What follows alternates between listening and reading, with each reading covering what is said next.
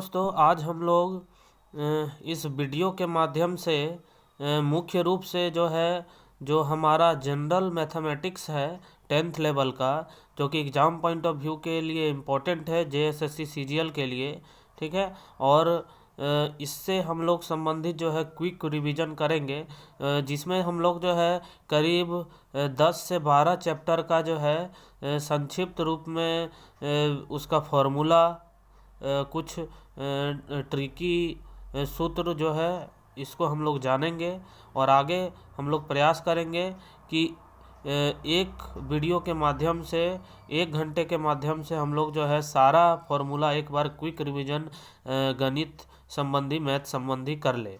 चलिए दोस्तों, ये स्टार्ट करते हैं हम लोग। बीज गणित यानी अलजेब्रा के कुछ फॉर्मूला हैं उसको, और साथ ही साथ जो है हम लोग रिवीजन भी करते चलेंगे। पहला जो है हम लोग देखेंगे कि अलजेब्रा बीज गणित से ये सब फॉर्मूला है जो याद रखना है। जैसे जो मेन फार्मूला है a+b² a² + b² + 2ab। उसके बाद फिर जो है a - b² a² + b² - 2ab। उसी तरह से जो है a + b² और माइनस में a - b² बराबर हो जाएगा 4ab। अगला है आपका a + b² plus a - b²। अगर देखें तो वो हो जाएगा 2 × a² + b²।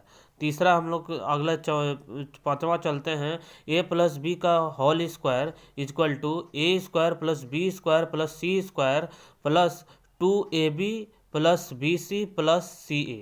इसको याद रखना है। अगला है आपका a² - b² तो a + b × a - b, हम लोग को ये याद है। तो इस तरह का जो है आपका फॉर्मूला में तोड़ के जो है आपका जो है अलजेब्रा संबंधी जो है क्वेश्चन आ सकता है, एक क्वेश्चन। तो ये ज़रूरी है कि हम लोग फार्मूला रिवीजन कर लें। a + b पे q = a पे q + b पे q + 3ab × a + b। Important है। a - b पे q = a पे q - b पे q - 3ab × a - b। Important है। अगला है a पे q + b पे q = a + b × a² + b² - ab। अगला है आपका a पे q - b पे q a - b × a² + b² + ab। अगला हम लोग चलते हैं a पे q + b पे q + c पे q और -3abc रहे तो इसको हम लोग इस तरह से लिख सकते हैं a पे q + b पे q + c पे q इंटू में a² + b² + c² - ab - bc - ca। अगला हम लोग चलते हैं फॉर्मूला में।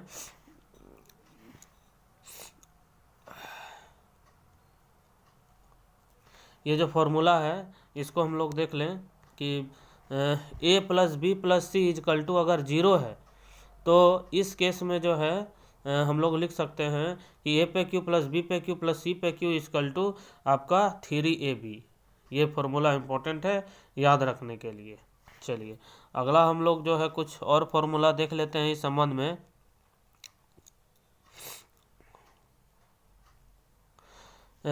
इसमें इम्पोर्टेंट ये है कि 4 नंबर हम लोग देखते हैं कि जो इम्पोर्टेंट है एक बार कि कुछ विशेष परिणाम अगर x पे पावर n माइनस a पे पावर n जो रहेगा तो वो सदैव जो है x माइनस a से विभाजित होगा। x पे पावर n माइनस a पे पावर n तब जो है अगर हम लोग देखें तो a plus x plus a से पूर्णतः विभाजित होगा। ठीक है, किस केस में? जब n एक सम संख्या हो, तो इस केस में। ठीक है, अगला है x पे पावर n प्लस a पे पावर n तभी x प्लस a से पूर्णतः विभाजित होगा जब n एक विषम संख्या हो।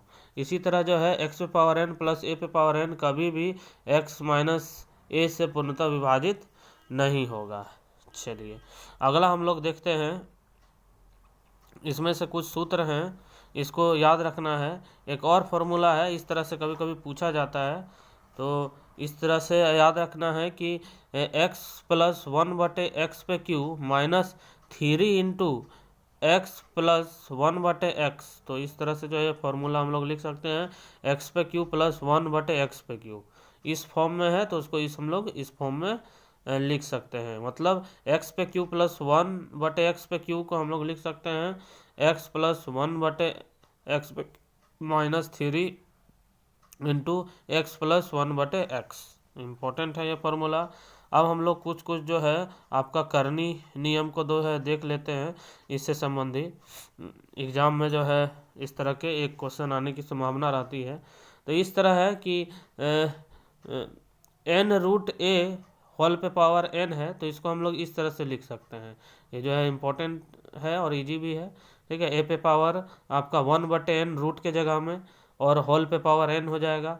इसी तरह से इंटू करने के बाद फिर ये इंटू हो जाएगा बराबर a, इसका मतलब हो जाएगा। ठीक है, इसी तरह से दूसरा है आपका, तो a पे पावर b पे पावर 1/n होल पे power n, A B into 1/n, इस तरह से ए बी इंटू n/n, इस तरह से ए बी हो जाएगा वो। इस तरह से ये है, तो इस तरह से फिर उसी तरह से जो है ये ए हो जाएगा। ये इम्पोर्टेंट है फॉर्मूला, शुद्ध करने से संबंधित जो है इस तरह से आपका है। अब हम लोग जो है थोड़ा ट्रिगोनोमेट्री जो है त्रिकोणमिति को हम लोग देख लेते हैं। उससे संबंधित जो है कुछ फॉर्मूला है, इसको जो है आप लोग को याद रखना होगा। तो इम्पोर्टेंट है ये कि आपका जो है समकोण त्रिभुज जो है आपका 90 डिग्री का एंगल बनाता है। रेडियन जो है रेडियन में अगर हम लोग देखें तो पाई रेडियन यानी पाई = 180 डिग्री होता है। ठीक है, इसमें जो है हम लोग जान ही रहे हैं कि ट्रायंगल है, इसमें जो है आधार हो गया, लंब हो गया, कर्ण हो गया। तो इस तरह से हम लोग का जो है साइन थीटा = लंब बटे कर्ण, कोस थीटा बराबर साइन थीटा बराबर लंब बटे कर्ण, कोस थीटा बराबर आधार बटे कर्ण। ठीक है, टेन थीटा बराबर लंब बटे आधार p/b। ठीक है, और कोट थीटा = 1/tan थीटा। ठीक है, आधार बटे लंब।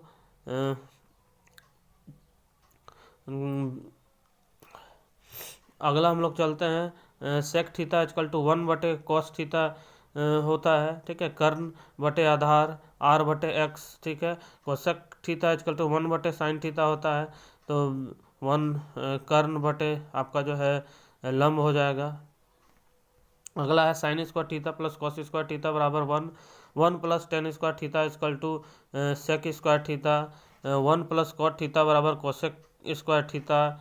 टेन थीटा = साइन थीटा बटे कोस थीटा। कोट थीटा बराबर कोस थीटा बटे साइन थीटा।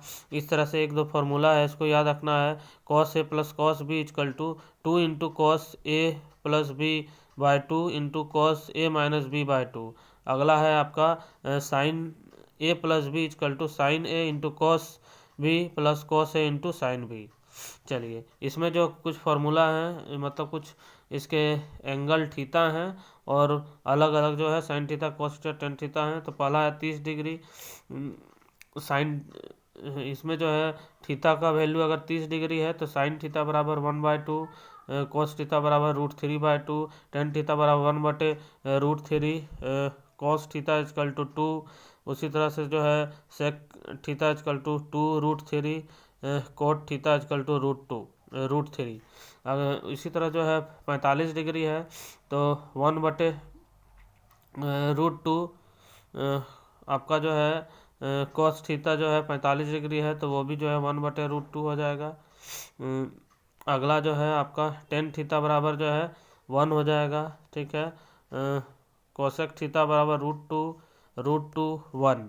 इसी तरह 60 डिग्री है तो साइन थीटा √3/2 1/2 है ना।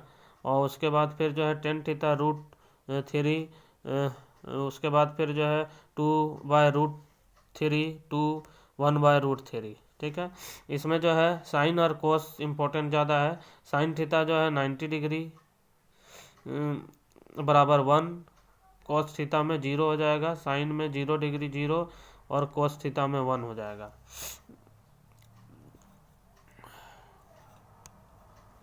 चलिए, अगला हम लोग कुछ और फार्मूला देख लेते हैं जिसमें जो है इम्पोर्टेंट है आपका पूरक कोण जो है sine 90 degree minus theta equal to cos theta, cos 90 degree minus sine theta. उसी तरह से जो है टेन 90 डिग्री माइनस थीटा तो हो जाएगा आपका कोट थीटा,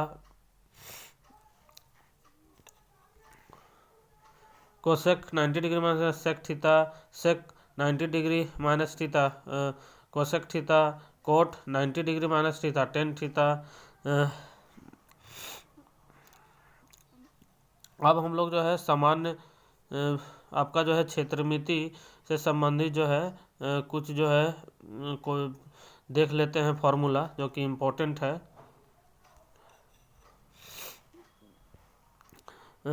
रेक्टेंगल का एरिया L इंटू बी, लंबाई गुना चौड़ाई। लंबाई बराबर हम लोग लिख सकते हैं क्षेत्रफल बटे चौड़ाई, चौड़ाई बराबर लिख सकते हैं क्षेत्रफल बटे लंबाई। आयत का परिमाप पेरीमीटर बराबर 2 इंटू लंबाई प्लस चौड़ाई L into B, L plus B. ठीक है, अगला है आपका स्क्वायर का क्षेत्रफल, एरिया जो है भुजा का स्क्वायर हो जाएगा, और इसी को हम लोग 1/2 विकर्ण का स्क्वायर भी लिख सकते हैं। ठीक है, विकर्ण का वर्ग का विकर्ण बराबर √2 इंटू भुजा होता है, √2 इंटू भुजा। ठीक है, चारों दीवारों का क्षेत्रफल 2 इंटू लंबाई प्लस चौड़ाई इंटू ऊंचाई यानी परिमाप पेरीमीटर इंटू हाइट हो जाएगा। अगला है आपका ट्रियंगल का एरिया जो है 1/2 इंटू बेस इंटू हाइट। ठीक है, अगला हम लोग जो है ट्रायंगल का एक हीरोन फार्मूला होता है, उसके मुताबिक √* S into S minus A into S minus B into S minus C, जहाँ S equal to 1/2 A plus B plus C हो जाएगा। A प्लस बी ट्रायंगल का जो है साइड्स हो गया। ठीक है, समबाहु त्रिभुज का क्षेत्रफल जो है इक्विलेटरल ट्रायंगल जो है √3/4 इंटू भुजा का स्क्वायर।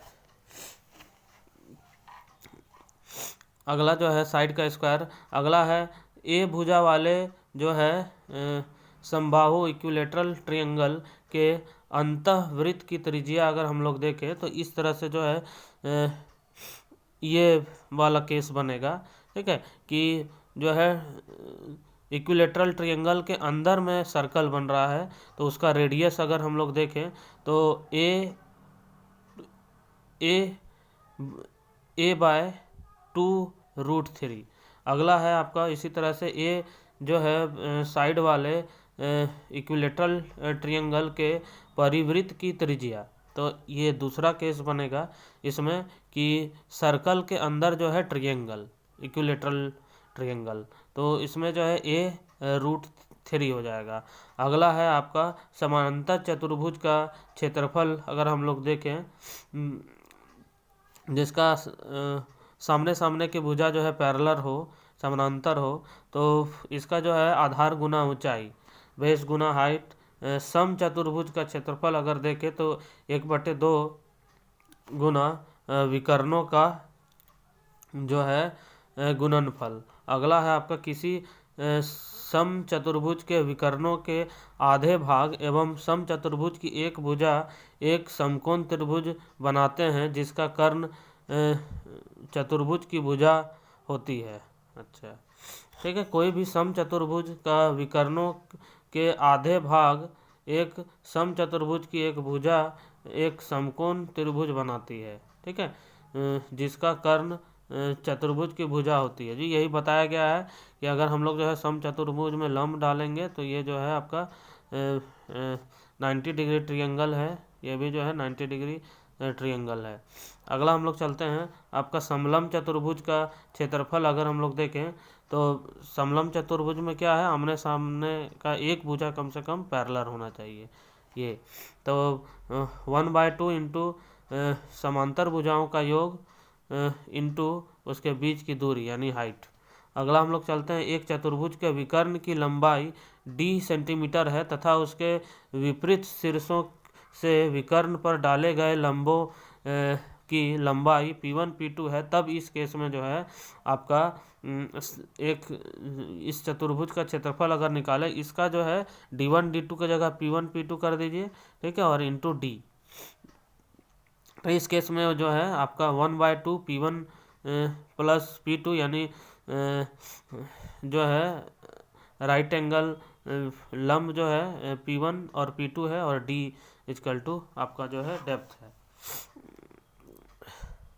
चतुर्भुज का विकर्णों की लंबाई है, सॉरी डी जो है विकर्णों की लंबाई है। अगला हम लोग चलते हैं वृत्त का क्षेत्रफल equal to pi R square, वृत्त की परिधि पेरीमीटर इक्वल टू जो है 2 पाई आर, अर्धवृत्त का सेमी सर्कल का अगर एरिया देखें तो हाफ पाई आर स्क्वायर, ठीक है।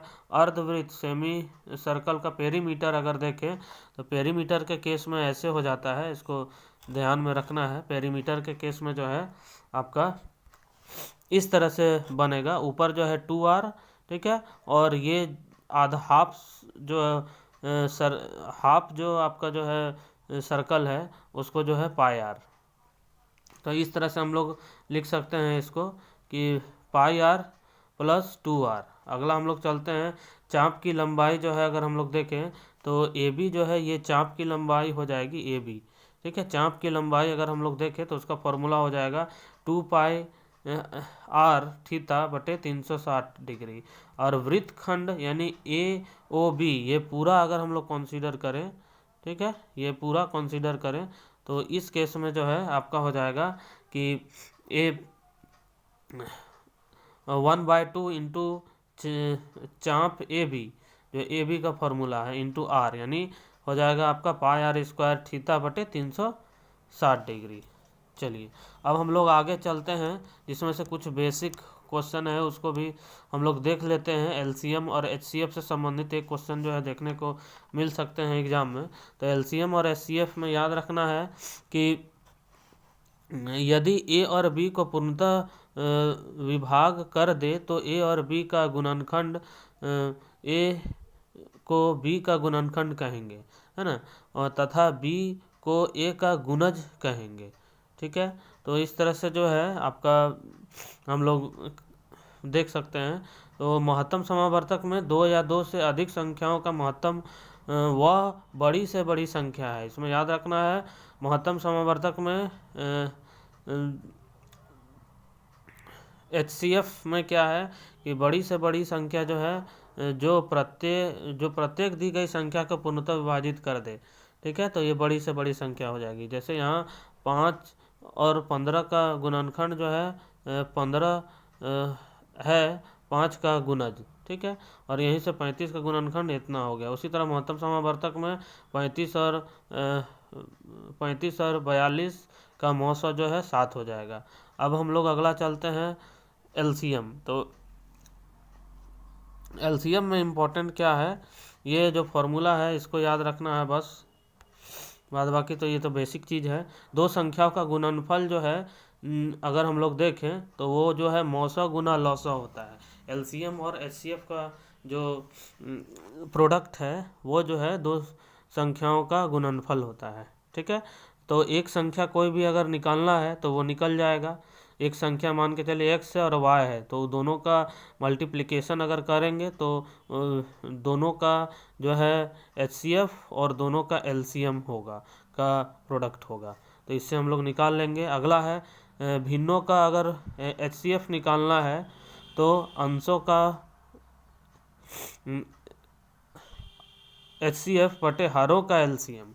तो कहने का मतलब यही है कि जो चीज़ निकालना है, जैसे भिन्नों का एचसीएफ निकालना है तो ऊपर जो है एचसीएफ रहेगा और नीचे एलसीएम रहेगा। यहाँ जो है एलसीएम निकालना है तो फिर जो है ऊपर एलसीएम नीचे एचसीएफ रहेगा। अंशों का ऊपर का जो है एलसीएम और नीचे का एचसीएफ निकालना है। इसी तरह से हम लोग आगे चलते हैं, कुछ जो है वॉल्यूम और सॉलिड के बारे में थोड़ा सा फॉर्मूला देख लेते हैं, इससे संबंधित फॉर्मूला आते हैं तो इम्पोर्टेंट है। पहला हम लोग देखते हैं कि क्यूबॉइड जो है उसका घनाभ का आयतन L into B into H, घनाभ का विकर्ण equal to root under L square plus B square plus H square. अगला जो है घनाभ के संपूर्ण पृष्ठ क्षेत्रफल equal to 2 into L B plus B H plus L H वर्ग सेंटीमीटर। अगला हम लोग जो चलते हैं क्यूब का जो है घन का आयतन बराबर ए पे क्यू, घन के संपूर्ण पृष्ठ क्षेत्रफल 6a², ठीक है। घन का विकर्ण जो है रूट अंडर 3a हो जाएगा, ठीक है। अब हम लोग चलते हैं आपका जो है सिलेंडर। सिलेंडर में जो है बेलन का आयतन जो है πr²h, ठीक है। बेलन का वक्र पृष्ठ क्षेत्रफल 2πrh, ठीक है। बेलन का संपूर्ण पृष्ठ क्षेत्रफल, इसमें जो है 2πrh इंटू 2πr², एक ऊपर का πr², नीचे का πr², ठीक है, जोड़ के। अगला हम लोग चलते हैं कोण।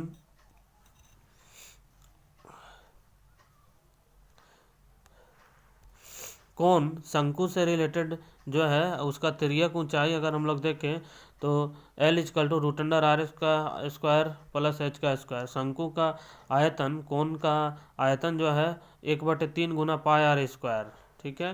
बेलन के आयतन का 1/3। अगला हम लोग चलते हैं शंकु का वक्र पृष्ठ क्षेत्रफल πrl, ठीक है। शंकु का संपूर्ण पृष्ठ πrl इंटू एक नीचे का जो है πr² area.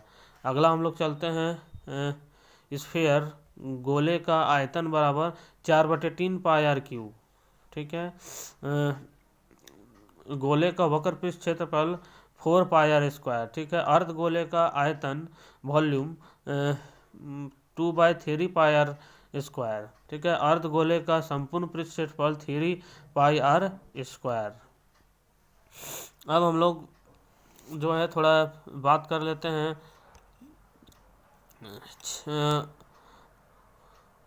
Frustum of cone के बारे में। उसका जो है कभी कभी पूछ देता है, तो फ्रस्टम ऑफ कोन से संबंधित जो है ये हो गया फ्रस्टम। इसको जो है थोड़ा सा PDF ये हो गया है, इसी से आप लोग समझिए, ठीक है। फ्रस्टम से रिलेटेड इसमें यही है कि आपका जो है फ्रस्टम के छिन्नक का आयतन अगर निकालने बोला जाए तो इस तरह से आप लोग देख सकते हैं इसको।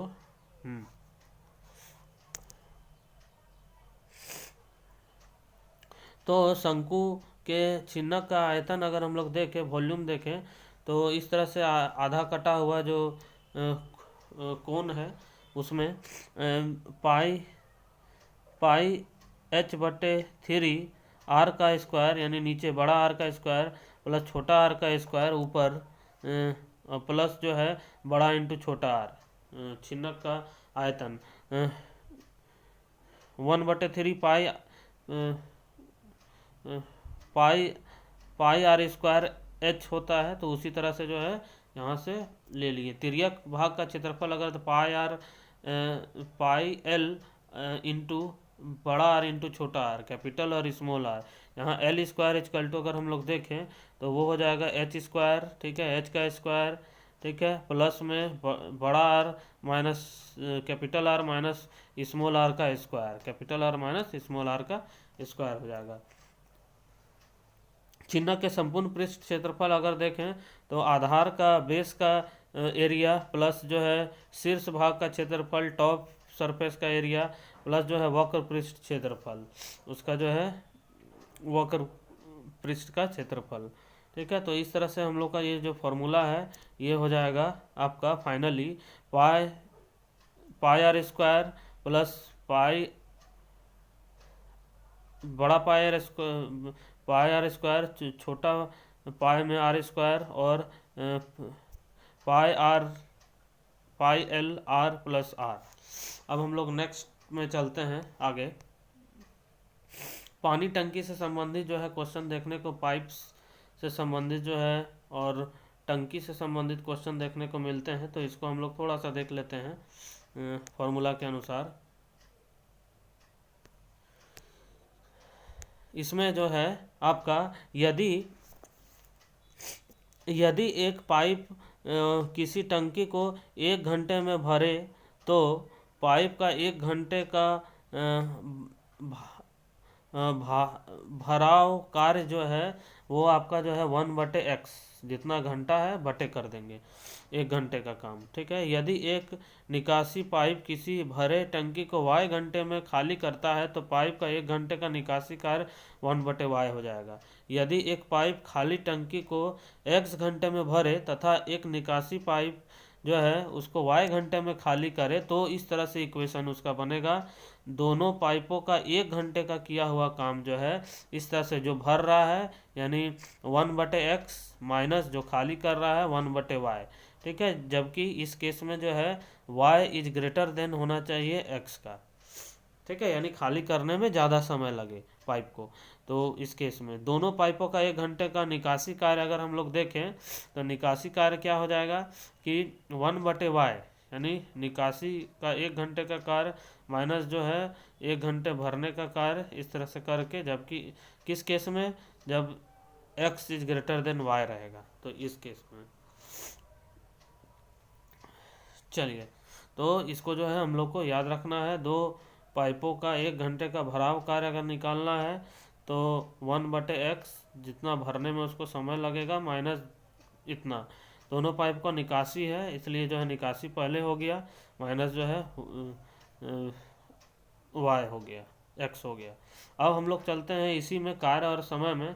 तो कार्य और समय में भी जो है इजी है, इसको जो है आप लोग एलसीएम मेथड से भी ज़्यादातर लोग बनाते हैं, जो कि सबसे आसान पड़ेगा। एलसीएम मेथड से उसको भी बना सकते हैं। एक ये बेसिक केवल फार्मूला समझने के लिए जो है हम लोग ये वीडियो बनाए हैं, ताकि संक्षिप्त में आप लोग क्विक रिवीजन कर सकें। यदि ए किसी कार्य को 15 दिनों में समाप्त करता है तो उसके 1 दिन का कार्य जो है 1/15 हो जाएगा, 15 हो जाएगा। यदि ए का 1 दिन का कार्य 1/8 हो तो ए पूरे कार्य को करने में आपका जो है 8 दिन लगाएगा। यदि ए की कार्य क्षमता, ठीक है, 20 से दोगुनी है, ठीक है, तो उसकी कार्य क्षमता का अनुपात जो है अगर देखें तो आपका 2:1 हो जाएगा, तथा इसके द्वारा किसी काम को पूरा करने में लगे गए समय का अनुपात जो है आधा, ठीक इसका उल्टा हो जाएगा 1:2। क्षमता जिसका ज़्यादा है उसको कम समय लगेगा, इसलिए जो है इस हिसाब से हो जाएगा। तब अगला हम लोग चलते हैं, आपका टाइम और डिस्टेंस से संबंधित जो है कुछ क्वेश्चन पूछे जा सकते हैं। एक क्वेश्चन तो इससे संबंधित हम लोग कर लेते हैं। इसमें यही है कि चाल बराबर दूरी बटा डिस्टेंस, डिस्टेंस स्पीड बराबर जो है डिस्टेंस बटे टाइम हम लोग जानते हैं। इसी तरह से जो है डिस्टेंस बराबर स्पीड इनटू टाइम हो जाएगा। अब हम लोग जो है इसको x की किलोमीटर पर आवर अगर है तो उसको हम लोग को जो है मीटर पर सेकेंड में बदलना है। तो किलोमीटर को मीटर पर सेकेंड में बदलना है, तो इस केस में हम लोग क्या करेंगे, 5/18, 5/18 कर देंगे गुना। तो हम लोग को ज़्यादा से ज़्यादा वैल्यू से कम वैल्यू में निकालना है, ठीक है, मीटर पर सेकेंड में। तो इस तरह से हम लोग 5/इतना कर देंगे, गुना कर देंगे, ठीक है। और यहाँ पे जो है मीटर पर सेकेंड को हम लोग को ज़्यादा वैल्यू यानी किलोमीटर पर आवर में करना है, तो इस हिसाब से हम लोग ऊपर ज़्यादा वाला, मतलब ये याद रखने का एक ट्रिक है कि 18/5 हो जाएगा। इसी तरह से हम लोग यदि ए और बी की चालों का अनुपात जो है A+B हो तो एक ही दूरी तय करने में इसके द्वारा लिए गए समय का अनुपात जो है आपका ठीक उल्टा हो जाएगा B/A। अगला है, माना कोई व्यक्ति एक निश्चित दूरी x किलोमीटर पर घंटे की चाल से तथा उतनी ही दूरी y किलोमीटर प्रति घंटे की चाल से तय करता है, तो पूरी यात्रा में औसत चाल अगर निकालने बोला जाए तो हम लोग इस तरह से जो है यह फॉर्मूला यूज कर लेंगे, 2x/y/x+y, 2x/x+y। चलिए हम लोग नेक्स्ट चलते हैं। आपका इसमें जो है आपका द्विघात समीकरण, क्वाड्रेटिक इक्वेशन जो है इससे संबंधित जो है हम लोग क्वेश्चन देख लेते हैं। ये कभी कभी पूछ देता है। तो इसमें जो इक्वेशन है उसमें ऐसा समीकरण जिसका प्रारूप जो है इस फॉर्म में रहे, अगर इक्वेशन ax² + bx + c 0, तो फिर हम लोग जो है क्वाड्रेटिक इक्वेशन का जो फॉर्मूला है वो यूज करेंगे, ठीक है। जिसमें जो है a b c जो है वास्तविक संख्या होनी चाहिए और a जो है 0 नहीं होना चाहिए, इस तरह का कंडीशन है। इसमें जो है अगर हम लोग d देखें तो d बराबर क्या होता है, b² - 4ac। ये इम्पोर्टेंट है, इसको याद रखना है ताकि फॉर्मूला में यूज होगा। ये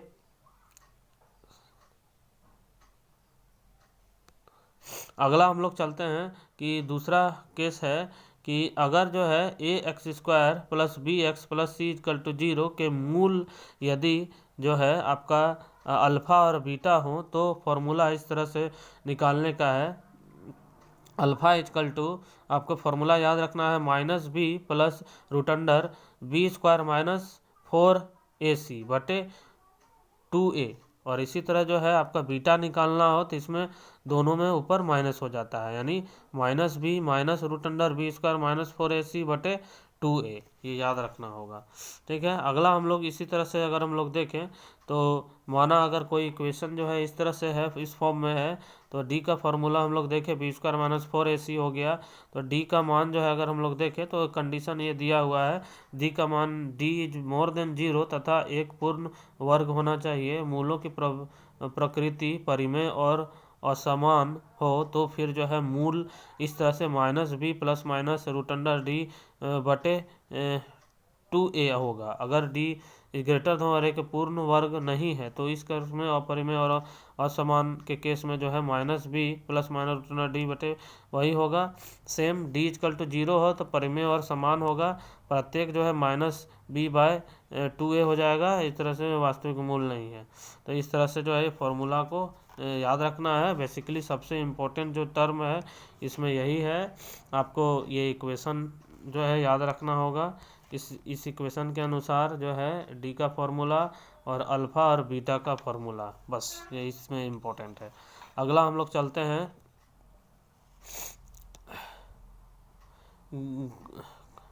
क्लॉक की ओर, घड़ी की ओर। कभी कभी एक क्वेश्चन जो है इससे पूछ देता है, तो इसमें जो है सामान्य नियम में यही घड़ी में कुछ याद रखना है कि घड़ी की सुई 1 घंटे में जो कोण बनाती है वो 30 डिग्री है ना। 1 घंटे में 60 मिनट, उसको आधा कर देना है यानी 30 मिनट की सुई 5 मिनट में जो कोण बनाती है वो पहला जो है घंटे की सुई था, है ना, और दूसरा जो है मिनट की सुई 30 डिग्री, तीसरा है घंटे की सुई 1 घंटे में तय करती है 5 मिनट की दूरी। ठीक है, यानी 5 मिनट में जितना मिनट की सुई चलेगी उतना घंटे की सुई। मिनट की सुई 1 मिनट में तय करती है 1 मिनट की दूरी। प्रत्येक घंटे में मिनट की सुई घंटे की सुई से 55 मिनट की अधिक दूरी तय करती है। ठीक है, प्रत्येक घंटे में 2 सुई परस्पर संपाती होती है। जब 2 सुई 90 डिग्री पर होती है वे 15 मिनट के फासले पर होती है। यह प्रति घंटे 2 बार होता है। ठीक है, ठीक यदि ठीक समय 9 बजे हैं तथा घड़ी में उस समय 9:15 बजे हैं तो हम कहते हैं कि घड़ी 15 मिनट तेज है। यदि ठीक 8 बजे हैं, ठीक है, तो उसी तरह से ये सुस्त है। ठीक है, इसमें जो है कोण का मान अगर निकालना है तो इस तरह से हम लोग फॉर्मूला है इसको याद रख सकते हैं कि 30 टी माइनस एक्स बटे 5 plus minus 2x, T equal to दिए गए संख्या हो जाएगा। ठीक है, और 11/2 इक्वल टू इतना, ये इस तरह से फॉर्मूला है। अगर सरल रेखा सूत्र जो है टी बचकर, तो इस तरह से फॉर्मूला हम लोग को याद रखना है। आपका जो है 5t प्लस 30 बटे 11 इंटू 12 मिनट सरल रेखा में। इस तरह से दोनों सुई का ये जो है ये याद रखना होगा बेसिक।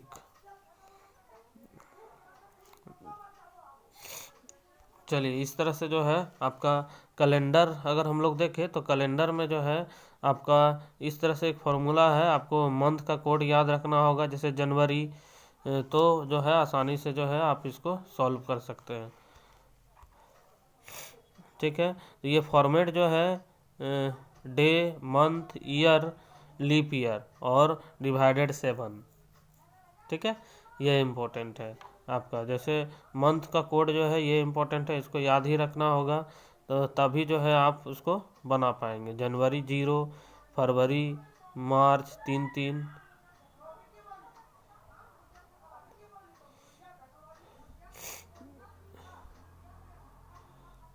अप्रैल 6, ठीक है, मई 1, जून 4, जुलाई 6, ठीक है, अगस्त 2, सितंबर 5 और दिसंबर 0। तो इस तरह से जो है फॉर्मूला हम लोग यूज करके इसको बना सकते हैं। इसमें जो बेसिक चीज़ है उसको हम लोग एक बार बस रिपीट कर लेते हैं। पहला है एक साधारण वर्ष में 365 दिन, लीप वर्ष में 366 दिन, अतिरिक्त दिन की गिनती करना। इस तरह से साधारण वर्ष अगर है तो 365 दिन यानी 52 सप्ताह प्लस एक दिन। ठीक है, अतः एक साधारण वर्ष में एक अतिरिक्त दिन होता है। लीप वर्ष जो है 366 दिन, 52 सप्ताह 2 दिन, यानी लीप वर्ष में 2 अतिरिक्त दिन हो गया। 100 वर्ष अगर हम लोग देखें तो 76 साधारण वर्ष और 24 लीप वर्ष आएगा इसमें। 76 तो इस केस में जो है 76 अतिरिक्त दिन और प्लस में 24 गुना 2, यानी लीप वर्ष में जो है आपका 2 अतिरिक्त दिन से गुना कर देंगे। तो इस तरह से जो है 124 अतिरिक्त दिन, यानी इसी को हम लोग अगर देखें एक वर्ष 100 वर्ष का ये कैलकुलेशन किया है 17 सप्ताह और 5 दिन अतिरिक्त, यानी अतिरिक्त 5 दिन हुआ। तो इस तरह से हम लोग 5 दिन अतिरिक्त जोड़ देंगे क्वेश्चन में। ठीक है, 100 वर्ष के लिए अतिरिक्त 5 दिन हो जाएगा, 200 वर्ष के लिए अतिरिक्त दिन जो है 3 हो जाएगा, 300 वर्ष के लिए अतिरिक्त दिन 1 हो जाएगा, 400 वर्ष के लिए अतिरिक्त दिन जो है आपका 0 हो जाएगा। इसी तरह से जो है आपका 800 इस तरह से जो है आपका 800 वर्ष के लिए जो है 1200 वर्ष, 1600 वर्ष और 2000 वर्ष के लिए अतिरिक्त दिन 0 होगा। इसको याद रखना है। अतिरिक्त दिन की संख्या रविवार 0, सोमवार 1, 2, 3, 4, उसी तरह से जो है सीरियल वाइज इसको याद रखना है बनाने के लिए। ठीक है, अगला हम लोग चलते हैं आपका संख्या पद्धति से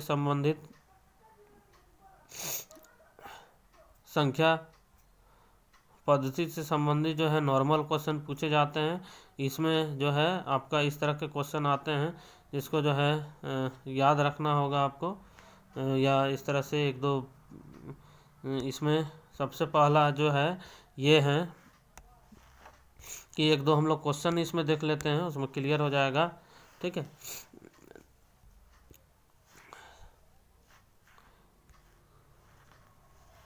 ठीक है, विभक्त का जो है नियम है वो इस तरह से होता है कि यदि किसी संख्या के अंक जो है 0, 2, 4, 6, 8 में कोई हो तो वो 2 से पूर्णतः विभाजित होता है। हम लोग जानते हैं 3 से पूर्णतः विभाजित होने के लिए दी गई संख्या को जब जोड़ेंगे तो 3 से विभाजित होना चाहिए। 9 से विभाजित होने का नियम क्या है?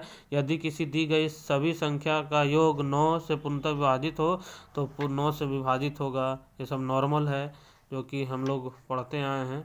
अगला हम लोग चलते हैं कि कोई संख्या 4 से विभाजित है होगा जब उसके दहाई और इकाई अंकों के जो पूर्णतः विभाजित हों। ठीक है, जैसे लास्ट का जो है अंक 2 अंक देखेंगे तो विभाजित है 4 से तो विभाजित होगा। 8 से विभाजित होने का नियम क्या है कि सैकड़ा, दहाई, इकाई अंक बने संख्या पूर्ण संख्या, यानी 3 संख्या लेना है नीचे से पीछे से, वो विभाजित 8 से तो 8 से होगा। 11 से विभाजित होने की संख्या क्या है कि 11 से तभी विभाजित होंगे जब कोई बाएं से चलने पर सम स्थानों योगों में विषम स्थानों के योगों का अंतर 0 हो तथा 11 से विभाजित हो।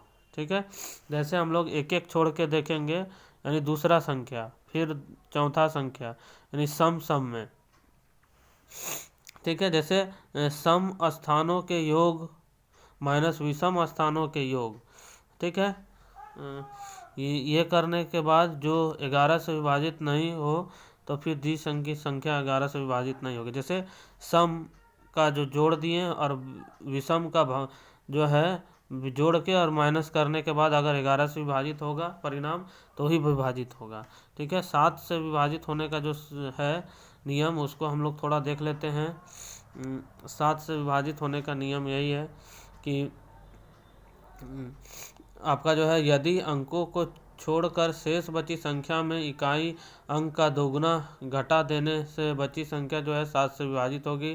तो इस तरह से हम लोग जो है देख सकते हैं इसको कि जैसे आपका 882 है तो इकाई अंक छोड़ के यानी 88 माइनस जितना है उसको दोगुना कर दिया और माइनस करके अगर वो 7 से विभाजित है तो वो होगी, नहीं तो नहीं होगी।